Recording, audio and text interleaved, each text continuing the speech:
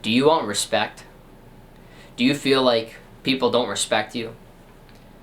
Well, unfortunately, the truth is, you don't deserve it, because you don't realize respect isn't demanded, but it's earned, it's recognized. You don't get respected from shouting louder, lifting heavier, shouldering other people, or even dressing well. You earn it from consistency, calmness, and restraint. The men who command the most respect don't even talk about it. They move with purpose, speak when it's necessary, and act when it's needed, not for validation. If you need to prove to people that you're a man worth respect, you're not one yet. Because real respect doesn't come from what you say or what you try to prove. It comes from what you don't need to say. It comes from your action, the natural action, and who you are. And a good woman will recognize within you that you are a respectable man. Howdy, my name is Nolan T. Painter, a young aspiring man with aspirations greater than anyone will ever understand. And today, I want to talk about earning respect and what it means to be respected. So let's take step one. Master your body before your words. Body language tells the truth before your mouth even opens. People, and especially a woman, can easily identify the value and use their ability to discern whether a man is respectable or not just based on his body language alone. Do you practice good posture? Do you breathe deeply and use your diaphragm, breathe it into your balls? Do you hold yourself well? Do you look like you're accountable, dependable, safe? Are you well? Do you look wise? These are all things that are not caricatures or things you make up, but it's the man you become. You're not some young thug ready to fight anyone. You're not an arrogant man who walks like he knows everything. You're just a chill guy who knows what's up and is gentle to people. And your body language doesn't reflect who you want to be, but it reflects who you currently are. So if you want to be a man who's commandable of respect, then become one and actually be the one who is. So be the person who you're trying to build through your body language. A man who stands tall, breathes deeply, and moves with patience communicates strength without even needing to speak. So here's the fix. What do you got to do? Well, walk slowly. Don't rush to react. Hold eye contact, especially with women. They greatly appreciate it. I remember, and I won't forget, a lady who walked up to me in class and just asked to stare at me and stared at my eyes. And I looked at her, and immediately her entire face turned red, and she giggled, grinned, and then walked away after I thought that I won the staring contest. Little did I know that was completely different, but naturally I held my ground, and I was a respectable man. So, again, hold eye contact. Not to intimidate, but to remain present, to remain clear, to remain focused and gentle. To remain as a good man who will just look and admire and appreciate others. Keep your shoulders back, your chin neutral, and that will communicate groundness. Practice a good posture, and just feel comfortable in a way that is healthy. Think about it like this way. Let's say you're arguing with someone. The loudest man looks weak in an argument because he's trying so desperately to be strong and he's failing. The calmest man looks dangerous on the other hand. He's sitting there, he's effectively communicating himself. You don't need to yell to be communicative. You don't need to yell to have people hear you. In fact, yelling makes you worse. Because calmness signals control. And by being calm, you will make the environment calmer and thus resolve arguments. And controlling yourself, earns respect. Step 2, say less and do more. Or speak less, prophesize less, and do more that is important. Say more that is important. What I mean by this is often we'll say, we want to do this, we have these desires, we have this and that. Stop saying nonsense and prefer and say things that are more important. Because every word a man speaks should have weight to it. You shouldn't say things that just are nonsensical and things that don't have value. Everything you should say should be really important and have meaning. Talking too much leaks power, but silence restores it. Silence is building your power. This doesn't mean you have to be some quiet degenerate who doesn't say anything, and this doesn't mean that you have to withhold the things you want to say, but it means you need to practice patience to find the right times to say things, and it means you need to practice patience so when you do find those right times, you would have taken the time to find the best way that it is to say those things. Weak men like to fill silence with words and try to just repeat things often and very frequently. I struggle with this. I like to say things a lot. I like to ramble on because I think it makes me look smart. and I'm afraid that if I say nothing, there'll be too long of an awkward pause. But the truth is, a man who's commendable of respect is not afraid of an awkward pause and uses it to think. So don't worry, just be present. So how do we fix this? How do we work towards it? When you're tempted to explain yourself, just pause for a moment and think, hesitate. Speak after you thought it through. A lot of people say, think before you act. And, we neglect that because it's like, yeah, we're not kids. But so many adults don't actually do that. That's a real thing that's difficult for people to do. Let others wonder what you're thinking, not what you're over-explaining. Right? That's a bit difficult to understand. But rather than saying every thought on your mind, think long and hard and say the most important ones. Because as a man, you gotta lead in truth. So if you're incredibly happy, you're not gonna let your happiness persuade you. And if you're incredibly sad, you won't let your sadness persuade you. You gotta think long and hard. What's important? For me, I'd love to contact my partner. Or who I'd like to make my partner. I'd like to text them at the right time. But right now, it's very confusing, very frustrating. So I need to pause and take time to think. What should I say? How should I say it? Do they want to hear it? And in thinking that, I will resolve any problems that I have.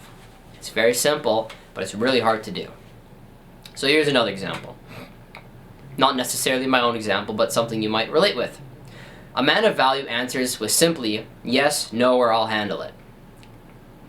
And in that, you can recognize his dependability, or how people depend on him even though his words may be simple. He doesn't need to explain why he's dependable. He doesn't need to explain why he's fit for the task. He simply is.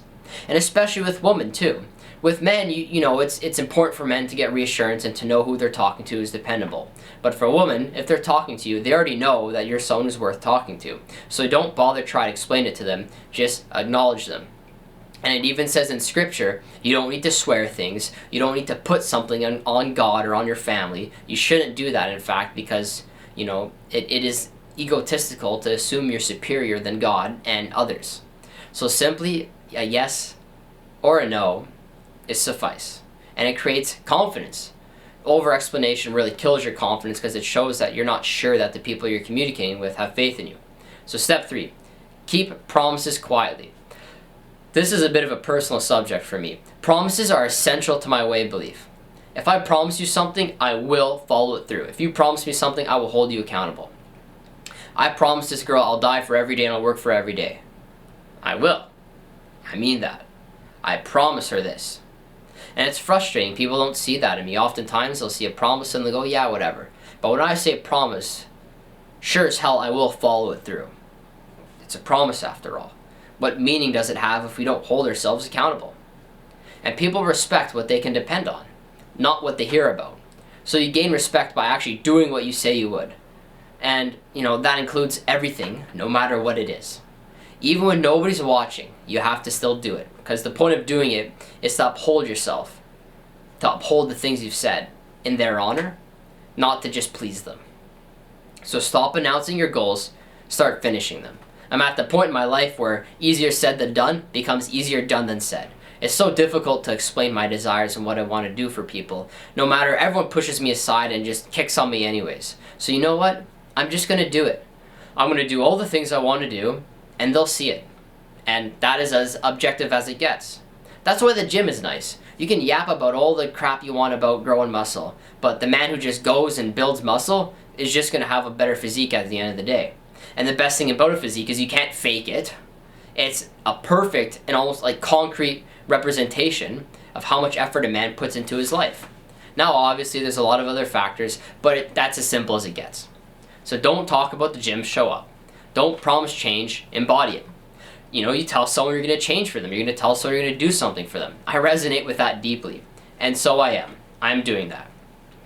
When your actions become predictable, your reputation becomes powerful. And with a woman, they desire safety naturally. They look for safety everywhere they go.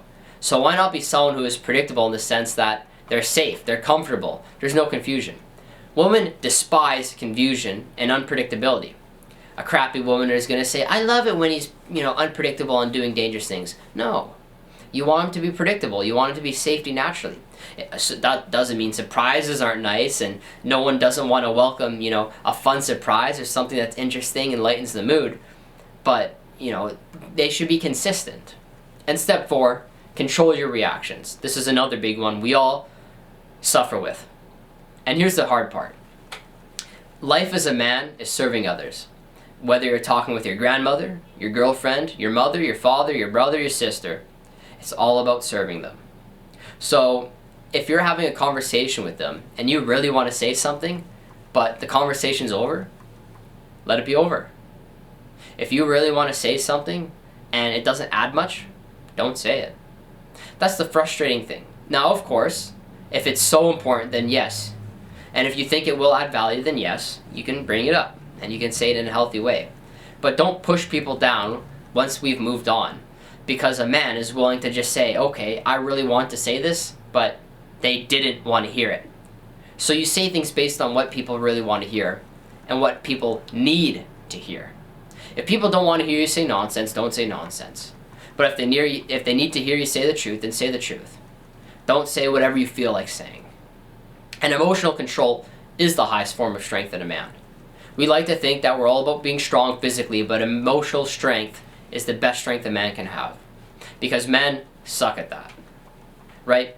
Emotional strength, real emotional strength, is like a woman who has comparable physical strength to a man. A man will never have comparable emotional strength or emotional capability and resonance that a woman has. But it's necessary that he grounds himself to be a good man. A good man doesn't let anger, jealousy, or pride dictate his behavior. And the fix is, when you're provoked, just breathe first and pause. Think about how useless the situation is and how inevitable it is that time will move on and you'll soon forget about it. When insulted, let your silence be your reply. You don't need to say something back. In fact, it doesn't add anything. And you'll be more proud and content with yourself after just leaving the situation and not doing anything about it. This isn't unhealthy in the sense that you're abandoning things and you're not sticking up for yourself. It's a sense that you're not giving people who don't deserve your time your time. People who don't deserve your time don't deserve it. So why would you waste your energy on them? Right? Though, if it's necessary that you stand up for yourself and the people you care about, then absolutely. If anybody, I don't care who you are, dares insults the person I love so much, and they know who they are, then I will do anything it is to stick up for them. I will fight for them, physically and through my words. And that's a promise. But if I am so insulted by anyone, then let it be. Of course, I will stick up for myself, but not through berating them with even worse insults or speaking louder, but just by not giving them a care in the world. So, when you are tempted, when you do want to do these things, lead yourself through the logic, not your emotion. Moreover, through the truth, because logic can be skewed and you can manipulate it to really support you. So be truthful. Does this do anything? How is this allowing me to achieve my goals? What am I gaining from this? Do I feel better, or am I just trying to please my mind by getting upset at someone? If you don't respect you don't earn respect, that is, by winning arguments. You don't earn respect by yelling louder than your opponent. You earn it by being unshakable when everyone else loses composure. So when people are yelling at you, when people are saying you're not enough, when people are saying you're not going to do it. And let your actions speak volume rather than your words. Step 5, let time speak for you. Time's a big one. I'm giving you a bunch of steps here, but it's going to take time to implement them and time for them to actually take place. So respect is slow. People are, quick to forget and oftentimes remember your faults. And I know that in itself is contradicting, but what I mean here is when you do good and you do show the fruits of your labor and your fruits are good, they'll be quick to forget the bad ones. But if you fail, they will be longing to forget the horrible ones. What that means is people are going to hold on to your worst versions of you because they want to let them be the representation of who they are. This is why women who have been in bad relationships before are always, scary to be with, because they're holding on to the worst versions of you, anticipating you to fail. But if you can build respect, if you can show your respect over time, then the best version of you will drown out and allow them to quickly forget all the bad things you've done. But this takes time, and that's the important part. And if the goal is having a good image inside of everyone's mind of who you are, and as a respectful man that is, then you need to take time for them to drown out all the bad things that you've done or all the negative perception that they have on you. It's earned over weeks, months, and even years, decades of consistency. You need to be the man who's built on this. And this, whatever it is, needs to make you respectful. So you can't rush your credibility. You need to grow your routine or your rituals into building your character. If a female wants to have respect and find you safe, then you need to be the man who is worthy of that and who represents those things, not a man who says he will and then fails. Especially since she'll be waiting for you. She'll be waiting for when you let your guard down to say, I knew it. I knew you weren't a good man. But the joy is, within that specific example, and I'm going off on a bit of a tangent here, when you do be with a woman, or when you are with a woman who has been not treated right before, yes, they often will look for your faults. Yes, as I experienced, I am a victim to this, however. They will look for your faults. They will look to compare you to who they were, to see all the mistakes you'll make. And even if you try to do something from the goodness of your heart or from a gentle perspective, they'll be quick, like a vulture, to pull you away into this comparison that makes you worse of a man than you are. However, if you take the time, if you build that respect, and you build it well over a long time, then you'll make a bond that is inseparable, unbreakable, because that'll allow for someone to flood all those horrible things, which is a lot, by the way, with infinite times more of good things. But, that takes time. You don't do that overnight. You do that over a long time. But through that long time, you'll build something which is infinitely more successful and stronger than what otherwise would be a more normal relationship. So anyways, the fix is be dependable for a long enough time that people stop checking if you're dependable, right? Let repetition prove your integrity. You can do this because you've done it before. You're known to do this. People think instinctively that you are good. The moment that you stop needing to convince people, that's when they really start believing you. If you need to convince everyone that you're a safe man, then you're probably not. But if you see, or more likely, if people see through you that you're a safe man, then let it be so. Let it be shown through examples. But it takes time for those examples to come to you, and it takes time for you to work through those examples in an effective way. So, final step 6. Lead without controlling. Now, respect comes from service, not power. You're working for people, you're doing things for people, you're guiding people, you're not objectively controlling them. Real leaders don't dominate, but they're directing people, they're helping people, guiding people. People still want to feel free, and then respected and led. So the fix here is guide people by example. If you're in an argument and you want to resolve the argument, be calm. And the example and expectation is that you should be calm. If you want to lead something, start going for a run or reading a book or something, and you want people to join you, do it. And protect those who are weaker than you. This doesn't mean belittling them and holding them as a special priority, but it means by being gentle with them, and it means by being patient with them. Moreover, people who are weaker than you may not be inherently emotionally or physically weaker, they just may be more hesitant. Think of like a partner who's not ready to move to the next step. They're just hesitant, and you have to be gentle with them. And in chaos, you need to remain calm, and that's really important, because that's how others know that they can trust you, is how you react in the same situation that they're in. If it's pouring rain and you're sitting there chilling out, then they're less likely to think that you're a man who can't handle the rain.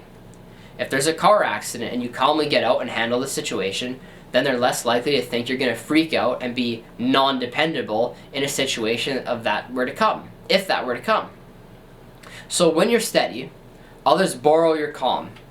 That is leadership. The same way in the example I gave of the relationship argument. If you are calm, they are more likely to be calm because you're giving this safe space naturally out to the universe, showcasing that it is not something to be afraid of. That's grounded masculinity. That's being grounded in this sense that it is okay and you are allowed to feel this way, but I'm going to keep it grounded. By being steady, by being this pillar in the ocean, others are going to see you, others are going to see that when they're around you, and they're going to borrow that from you and hold that to the same degree. So if you want people to act a certain way, then be the person who leads in that action. Overall though, a respected man doesn't chase validation, but he earns the trust in silence. He earns it doing all in silence, and he earns it working hard for it. The goal isn't to be noticed by others, which sucks because as men we so awfully desire to be noticed. We so awfully desire to be cared for and loved unconditionally. But that's not for us. So we have to work towards being remembered for consistency. You may not love your dad the same way you love your dog, but you are going to remember your dad for all the things he did for you, and you're going to love him for all the hard work he put in for you. And that's the thing with men. They're not loved for just being men. They're loved for the work they put in and the amount of themselves that they commit to this world. So commit your entirety. Be 100%. In a relationship where someone's afraid to give 50%, be the first one to give 100%, and that will lead you to who you desire to be. My name is Nolan T. Painter. Thank you very much for watching, even among my word salad time to time, and I'll see you tomorrow.